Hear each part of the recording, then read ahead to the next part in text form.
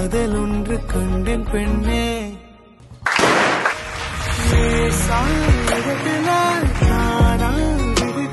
நீ பேசி சிரிக்கையில் ஒவ்வொருத்தில உரையிற வாழ்க்கை வாழத்தான் உன்னோடு இருக்கிற உன் கூட நடக்கும்போது மழை இல்லாம நனைஞ்சு.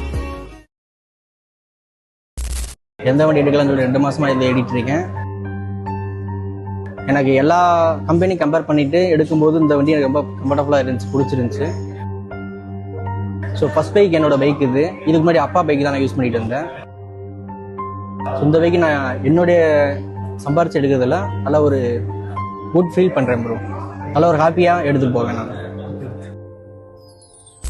நாளை என்றும் நம் கையில் இல்லை, நாம் யாவும் தேவன் கை பொம்மைகளே.